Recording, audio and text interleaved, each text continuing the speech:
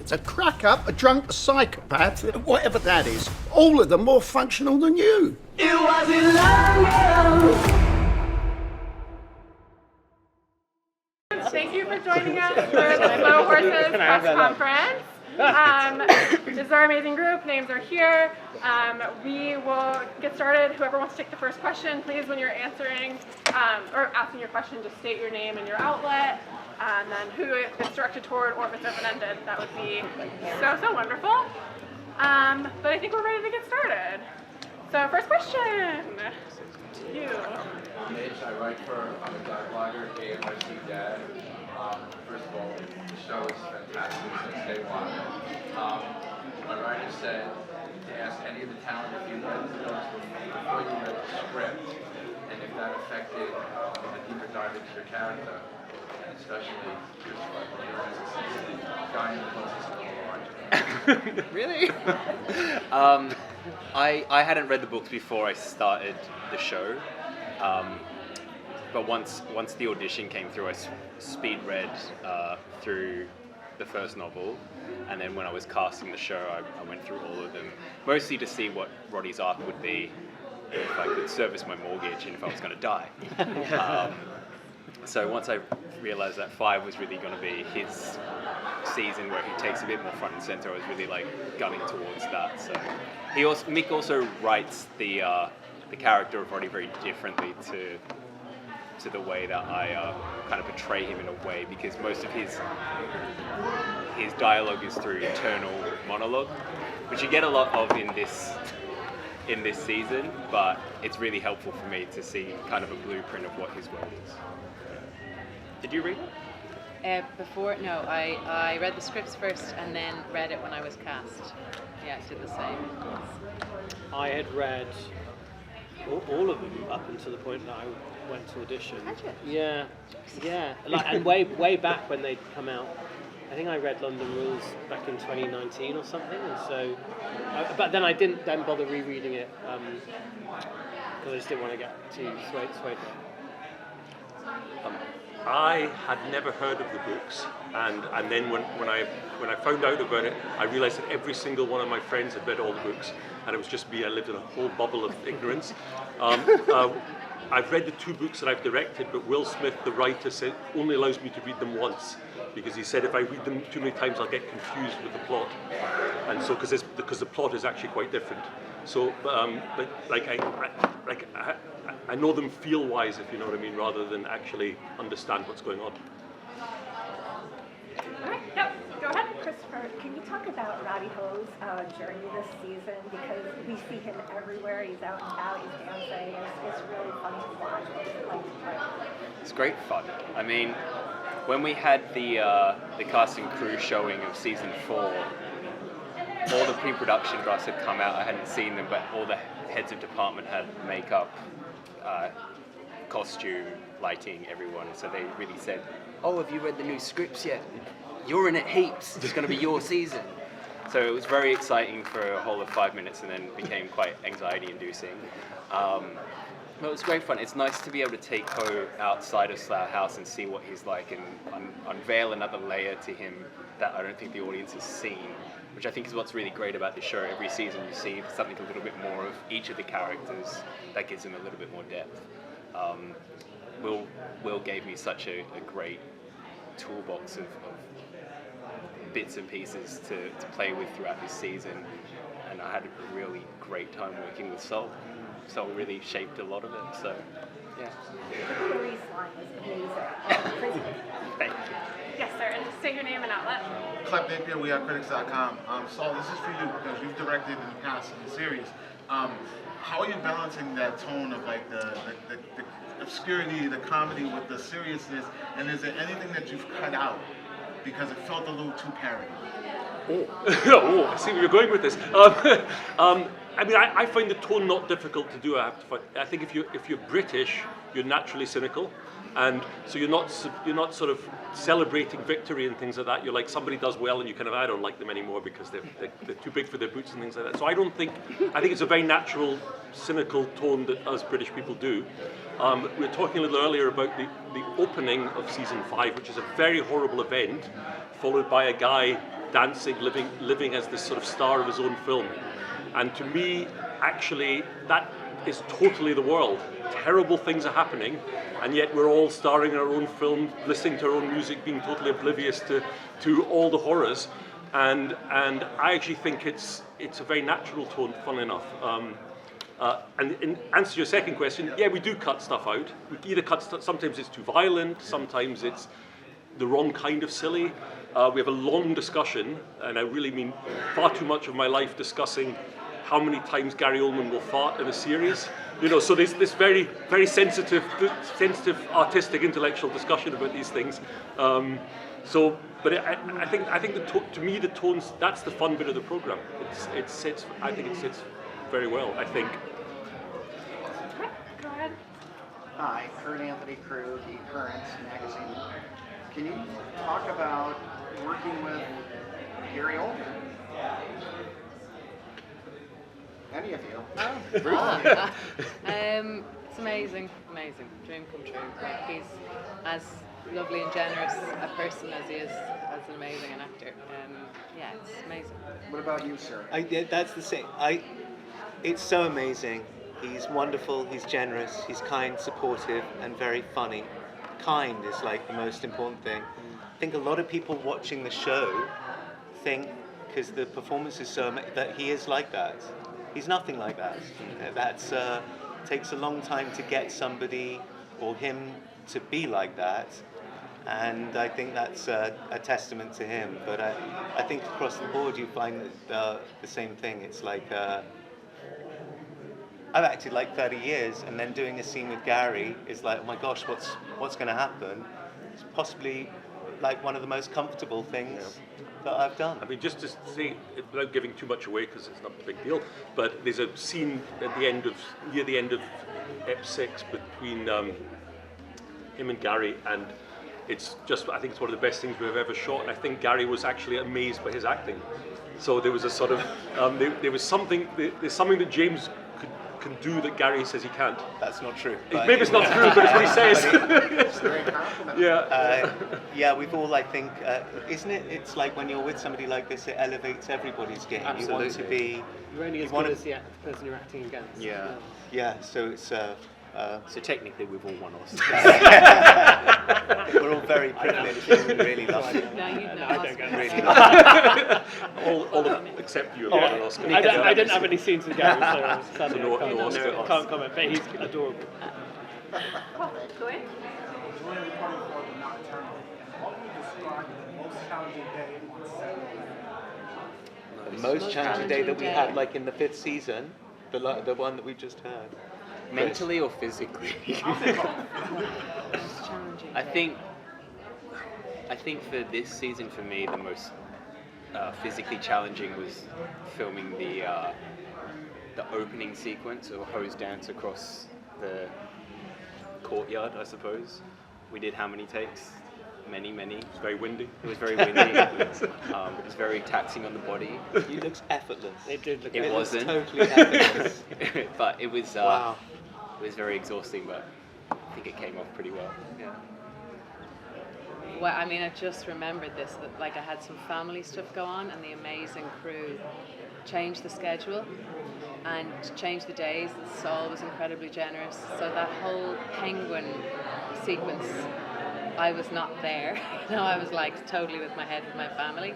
So that was the most challenging day, and they were all amazing. But just kind of testament to this show, how much love there is in it. They would just help on a human level, which sometimes is lacking in our industry, and it's absolutely not in this show. I think I don't know. I don't want to give anything away, but in I think in episode 6, things kind of really come to a head. And it's quite dramatic, and there's a brilliant. There's a particular sequence which is quite horrible, but probably took 3 days to shoot, 3 or 4 days to shoot, and the stunt work in there and various things kind of going off, and so yeah, that and it just also because it was something that I'd not really done much of before anyway, so it was kind of thrilling in that regard, but also quite challenging. I had some running to do. And the thing is, it's up this place called Primrose Hill, which has an advantage when you get to the top of it of you being able to see the whole of London. This thing is really quite steep. If only you'd made it look steeper. Because it looks like I'm like running like this and about to have a heart attack. But actually, we filmed it a lot of times. And it was quite tough. Yeah, we only filmed it for fun. Your exercises. We got it in the first take. Thanks so much. I have to give like a rotten answer to this. It's actually about the easiest program in the world to make, I have to say, and it's because you have this. I know everybody says they've got the best crew ever. This is the best crew ever, and they've almost all of them have been in season 1 all the way through to 5. And 6, I think, as well, most of them. And it's honestly the best crew I've ever worked with. And it's a totally different, like, you set the thing up, and in cheaper television or worse crew television or something, often it doesn't quite work as you want it to work. Whereas in a crew like this, you give them your average idea, and they turn it into something really nice. And so it's really, it's sort of shockingly easy in a way. In a way that you then can be quite creative because you're not under terrible stress at all. Nick, for you, you're going from one amazing show to another amazing show. Adam's killing it. What was it like to join the cast? And the rest of the cast, what was it like to walk in and kind of have a new character? I mean, it was an absolute dream come true to get to join the show. I was just such a huge fan of the books and the show when I went to audition for it. I think season 3 had just come out when I auditioned for it, and so I was kind of really keen to get it. So then to get it, I was delighted. And I guess really my biggest regret is obviously I didn't get, apart from with James here, I didn't get to work with Rosie or Ruth at all. Chris or Ruth at all, and so that was my only sort of not reservation, but my only slight frustration with it. But I adored it, and like Saul says, incredible crew, incredible scripts, incredible direction. It was just joyful. I was a big fan of Nick's work, Raging. I didn't have any scenes with it, but I did corner you one day. Did corner me, yeah. I love you. And was it a night shoot? I think it was like in the middle of the night or something, yeah. It was very kind. A huge fan of Nick's, and we got to do a scene together, and that was very fun. With Christian Guru Murphy? Yes, yeah. Coming into that was himself. A lot of fun. Yeah. That was wild. I can't believe we haven't spoken about that. Yeah. It's like, oh my God, Christian Guru Murphy is in it. Yeah. It's a massive journalist in the UK. Cam from Big Old Bell Media. This one's specifically for Christopher. Diving into the mental health of a character like Rhodey that's very eccentric, very lively, as well as very authentic. What was it like pulling yourself out of a character like that after scenes every single day? It's interesting because I've said this quite a lot. I don't think I'll ever have the pleasure of playing a character for as long as this again. Someone that I'm so invested in, and someone that I feel like is kind of always constantly with me in some way, shape or form. When I'm out in the world, the normal world, that's not Slough House, I'm constantly seeing things or picking up things through Roddy's gaze and messaging Will or Saul about them, and I've seen this person that reminds me of him, or I think he'd totally wear this t-shirt, and then it sometimes like a character just is always there with you, so I don't really step out of it. My wife, I sleep talk a lot. My wife said to me a few months ago that I was sleep talking in his accent about Slough House. So I don't know if there's really a separation now, which is kind of concerning. But yeah. Another question for Christopher Bentley with the Words Focus. The whole show's, or at least the beginning's, predicated on the fact that no one believes that you would have had a date. What would your wife that you just mentioned describe your first date like?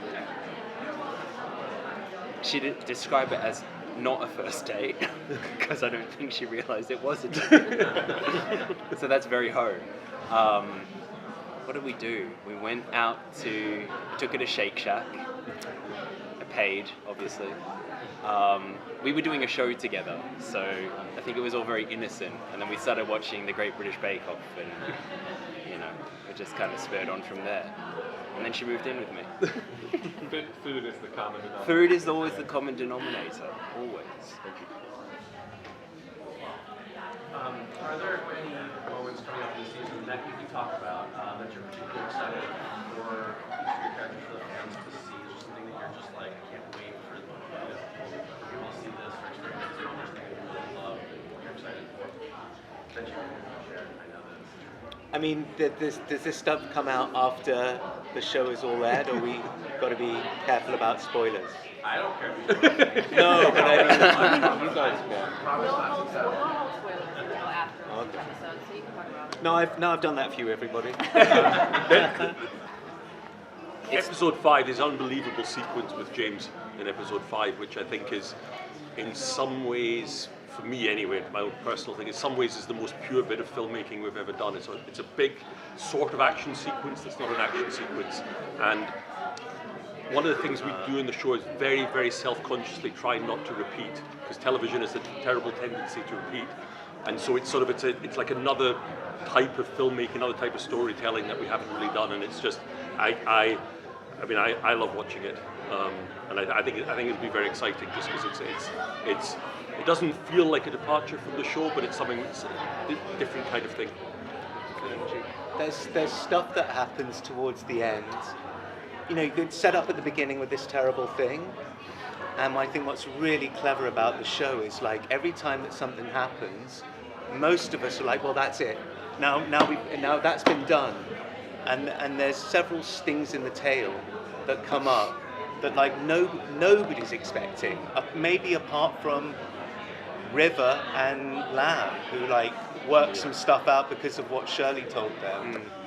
I feel sorry for the people who watch weekly. I'm like, guys, if you can hold on for 6 weeks and watch this like an extended movie. When I was sent it, I think I started watching it like 10 o'clock at night, and I was like, every episode I'm like, no, I've got to go to bed, and I was up till 4 in the morning. It gets so, you're so invested by these people and the stuff that by the end, I don't think anybody's expecting it to play out in the way that it does.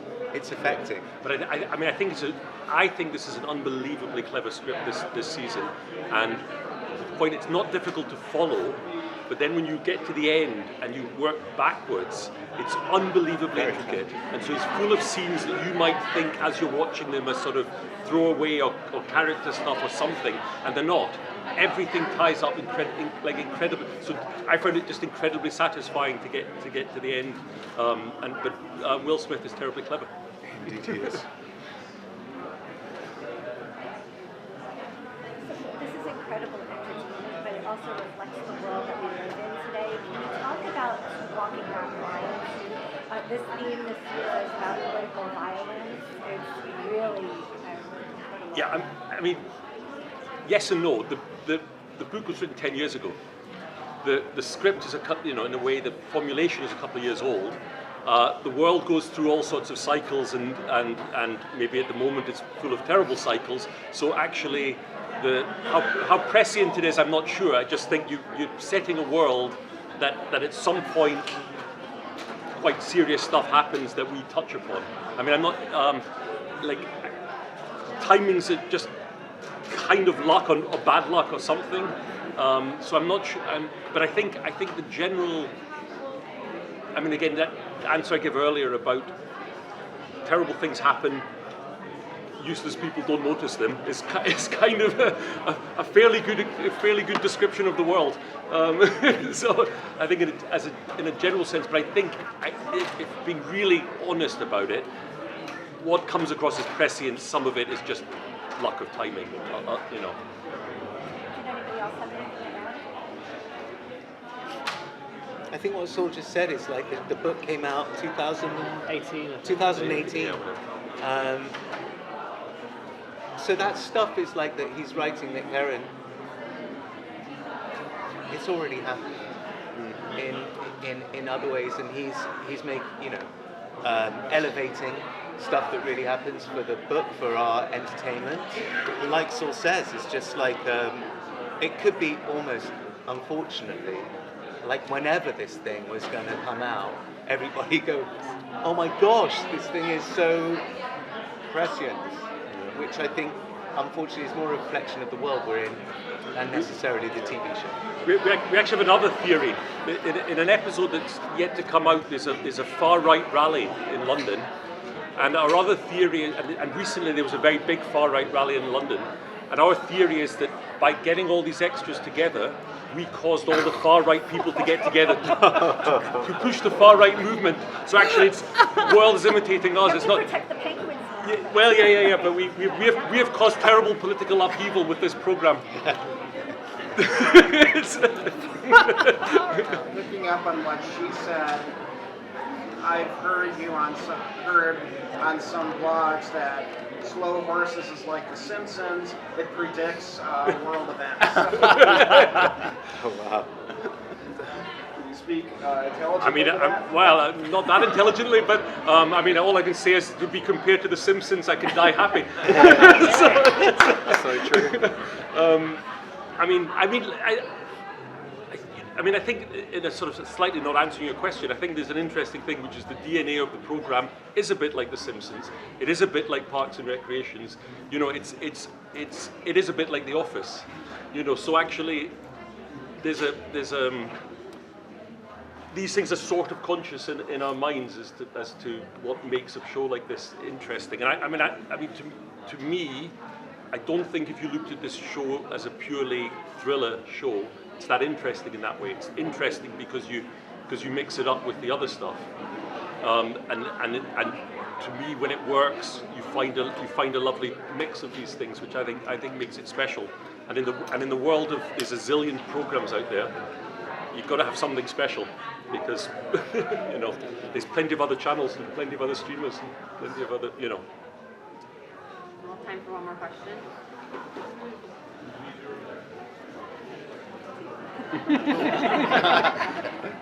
Most of all, Asian Geek. What are you guys excited for with this new season? Like, for each of your characters, like, what do you hope audiences get to take away with your characters?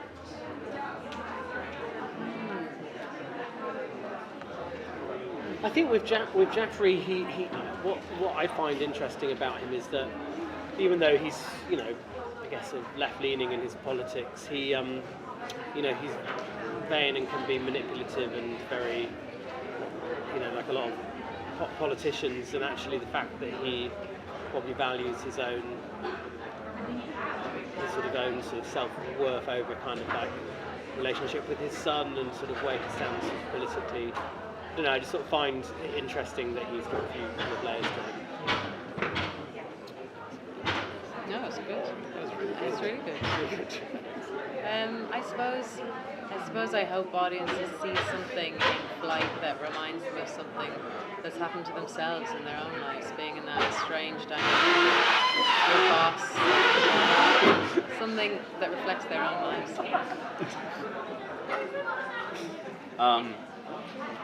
I just wanted to give Roddy a little bit more humanity this season.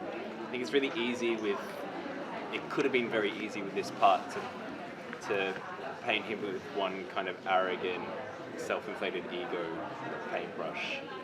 So being able to show a little bit more of his sensitive side and the thing that he really wants in this life is to be accepted, and he feels like he found that with the girlfriend. That doesn't pan out for him. So, yeah. I was just thinking as we're sitting here, I've been saying some stuff about my character who's unusual. But it's like the members of Slough House and even the park, they have, everybody's got their own bit of integrity. Do you know what I mean? No matter how much of a screw up they might be. And I was thinking that particularly about Roddy. It's like whatever, he's like a nightmare. But inside there's actually, you know, he's a genius on the computer. He's like Lamb's #1 guy. Like Lamb can have anybody. What he wants is Roddy by his side. And I find that really interesting that there's all these people that have their foibles, their idiosyncrasies, but they also have their integrity. And that's kind of special. They're all on there. They're all trying to save the day in their own way. What I've found looking at the show is like when anybody goes off to save the day by themselves, it's always a disaster. It's like if they go rogue, it's like, but when the group gets together and intel is shared and stuff is coordinated, then the thing really kicks with gas and they get their guys. Teamwork. Thank you everyone for being here and tune in to New Episode Wednesday. Thanks very much, guys.